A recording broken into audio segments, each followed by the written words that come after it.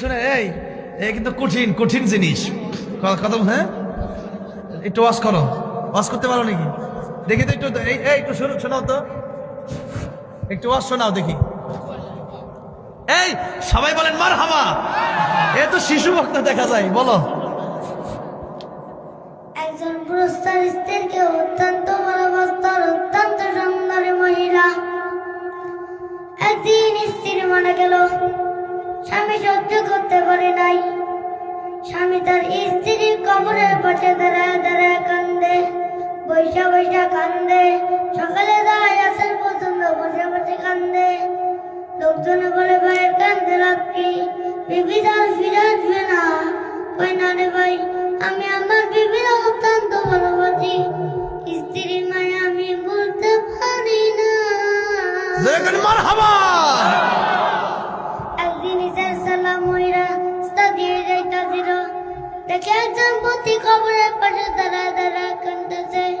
ততক্ষণ ইসার সালাম ডাক দিয়ে বলে, বাইরে আল্লাহু আকবার। তুমি এখানে কি কান্না করতেছো কেন? বলে, হুজুরের এখানে আমার 3 দিন হলো, এই আমার স্ত্রী 3 দিন হলো কবরে শুয়ে আছে। যাই হোক, জোরে কর মাশাআল্লাহ। এই এতটুকু বাচ্চার পাওয়ার কি দেখছেন? মানে কণ্ঠটা কিন্তু একবার পুরো বড় বড় বক্তাদের মতো, ঠিক না? হ্যাঁ, এই যে 400 টাকা পুরস্কার নগদ, জোরে কর মারহাবা। এই তুমি খুশি হইছো? হ্যাঁ, আবার দানও করে গেছে, জোরে কর মারহাবা।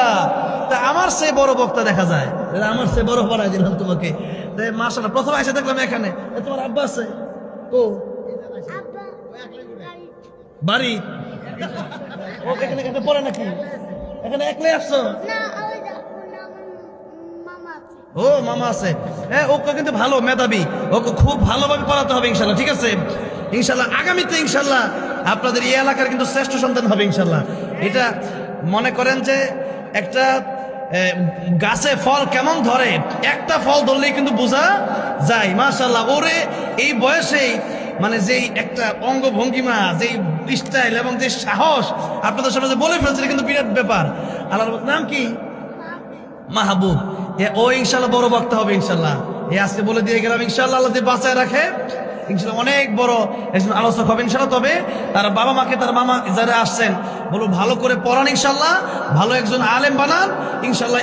এই সিরাজগঞ্জের গর্বিত সন্তান হবে ইনশাল্লাহ, ঠিক না? আল্লাহ তুমি কবুল করো, জোরে কোন আমিন। তোমার পুরস্কার দিছি, খুশি? হ্যাঁ, কি করবা টাকা দিয়া? কি করবা?